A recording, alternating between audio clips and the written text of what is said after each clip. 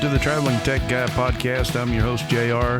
This is your first time here. Welcome aboard. Thank you for tuning in. I figured this being episode 1 of my all-new podcast, that I would come on and give a little backstory of where I came from, how my channel came to be, and what you can expect going forward in the future. So to explain how I got started in the hobby, let's take a trip back to the 1980s when I was a wee teenager. And I decided I wanted to learn how to fly model airplanes because I was reading the RC Modeler magazines from cover to cover each month that they would come out. Always dreaming about maybe flying a P-51 Mustang or a P-40 or even a F-4U Corsair, which is probably my ultimate favorite warbird. Because, you know, as a beginner, that's what you want to do. You want to fly the cool stuff. You don't want to fly anything lame. You want to be out there and burning a hole in the sky with the coolest, latest airplane out there. So being a teenager, I didn't have a whole lot of money, so it took me a little while, saved up the money, and went down to my local hobby shop and told them I wanted one of those fancy warbirds. And they did everything they could to talk me out of it. Said, no, you need to start with a trainer. So a little disheartened because I wasn't getting my warbird, so I reluctantly agreed to get a trainer, and they set me up with a Kyosho Patricia 10, which was a 43-inch wingspan balsa airplane that actually had a plastic fuselage. The one cool thing about it did come with a .10 OS 2-stroke glow motor, which was pretty cool. So I put this airplane together, and then I realized I need somebody to show me how to fly this thing. So you got to remember, this is the pre-internet days. There was no YouTube that you could go on to find out how to do anything, much less learn how to fly. So I was at the mercy of trying to search for somebody to teach me.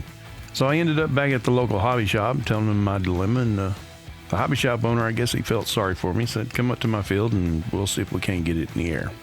So I met him out at the field, and he went to take that airplane off. Now, mind you, I knew nothing about balancing on the CG or making sure all the control throws are set, or even if the control surfaces were straight and level. I just put it together. Needless to say, he tried to take off, and it got real squirrely on him, and he said, I'm not going to fly this one. This one's a little too hot. Hands me the transmitter and goes, good luck. And that was it. So being the hard-headed teenager that I was, I decided I'm going to teach myself how to fly this thing if nobody else will help me. So in our subdivision, we had this one spot that was pretty cleared out and had a nice asphalt road that would make a perfect runway. And I took off from it. Man, you should have seen me in the air.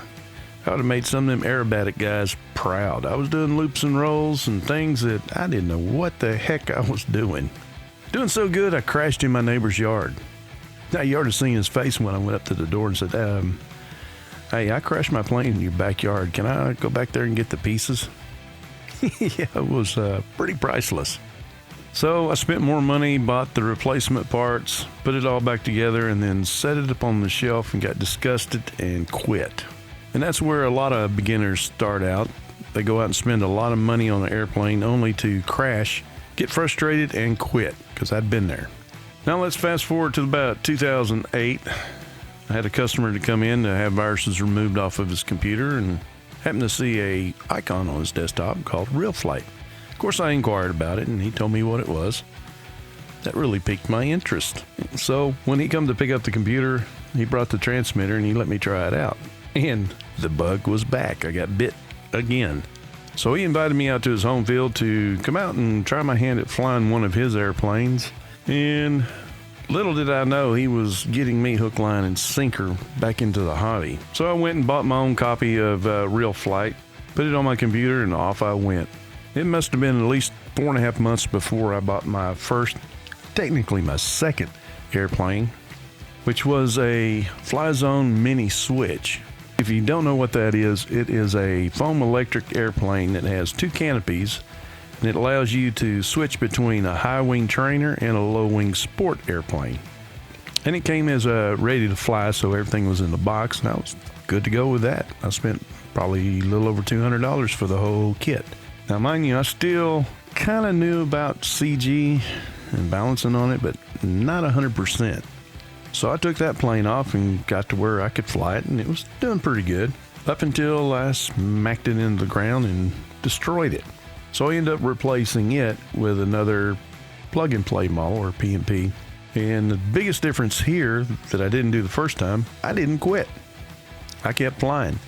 And with my buddy's help, he saw I had an interest and took it upon himself to mentor me to make sure I had the skills in order to fly one of these airplanes and be successful each and every time. So let's fast forward to 2018, and I'm looking around on the internet and I'm seeing all these RC channels out there. Most of them are focusing on either model reviews or different models that are at fly-ins and flying. And I thought, there's nothing here for showing the beginner how to get into the hobby.